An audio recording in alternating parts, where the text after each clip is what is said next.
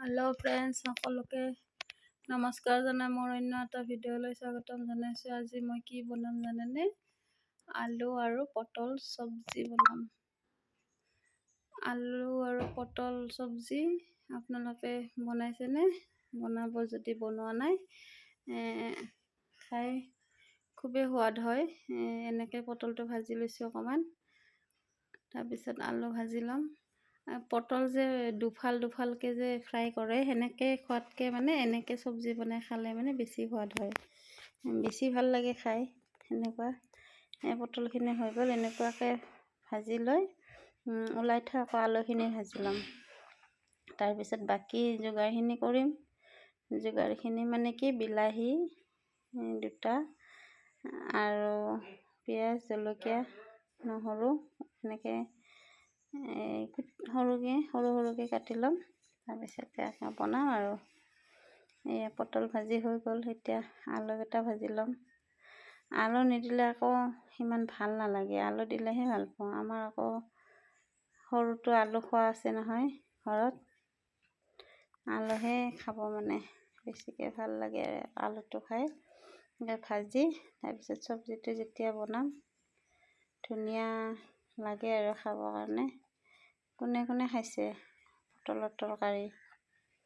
আকৌ বেলেগ পদ্ধতিতো বনাব পাৰি, মই চিম্পুলকৈ বনাইছোঁ। বেলেগ পদ্ধতিত বনালেও ভাল লাগে, এনেকৈ বনালেও ভাল লাগে। যেনেকৈ খায় আৰু যাৰ যেনেকৈ ভাল লাগে এনেকৈ খাব সকলোৱে। এতিয়া হৈ গ'ল পটল আলু ভাজি। তাৰপিছত এতিয়া আৰু মানে গ্ৰেভি যিখিনি হ'ব সেইখিনি মানে বনাই ল'ব লাগিব।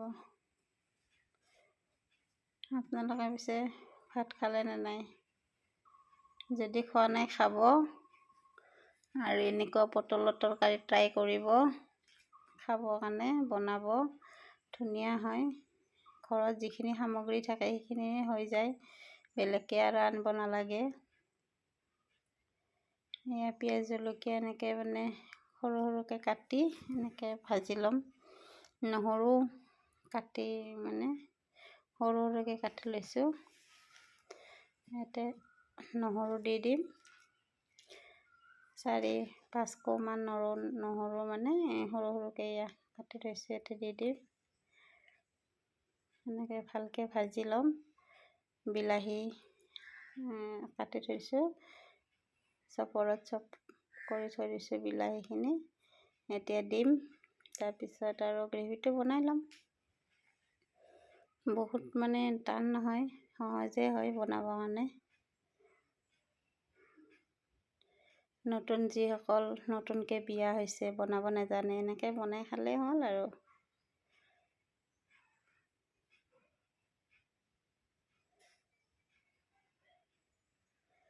বহুত ভাল হয়, খাব ভাল লাগে আৰু। ভাজি খোৱাতকৈ এনেকৈ তৰকাৰী বনাই খালে বেছি ভাল হয়। নিমখ সোৱাদ অনুযায়ী হালধি দি অকণমান সিজিব দিম।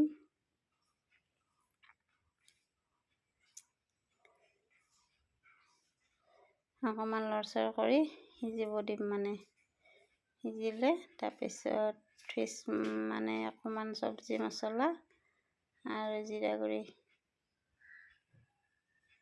দি দিম।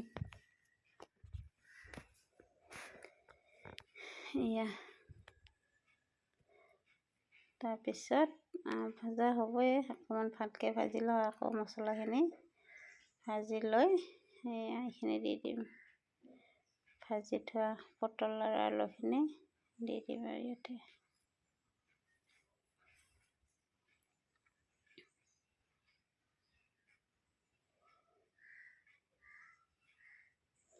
ইয়াতে গৰম পানীহে ব্যৱহাৰ কৰিব লাগিব। ঠাণ্ডা পানী দিলে মানে কি হয়, ভাল নালাগে সোৱাদটো। গৰম পানী দিলে মানে সোৱাদটো ধুনীয়াকৈ উঠি যায়, ভাল লাগে। পানীটো দিয়াৰ লগে লগে মানে সোৱাদটো ধুনীয়া হয় আৰু। গৰম পানী দিলে, ঠাণ্ডা পানী দিলে আকৌ ভাল নহয়।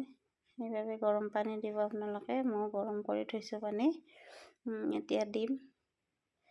আকৌ পানী অকণমান বেছিকৈ দিম, মানে সিজিব দিম অকণমান। আকৌ ভাজোতে সিমান ভালকৈ সিজা নাই, এতিয়া ভালকৈ সিজিব, অকণমান সিজিব দিম, তাৰপিছত হ'বই আৰু খাবৰ কাৰণে ৰেডি পটল আলু চব্জি।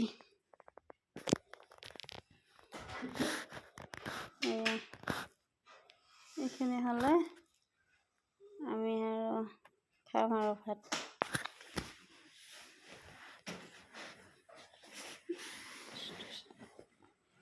আজিলে ভিডিঅ'টো ইমানেই, বাই বাই।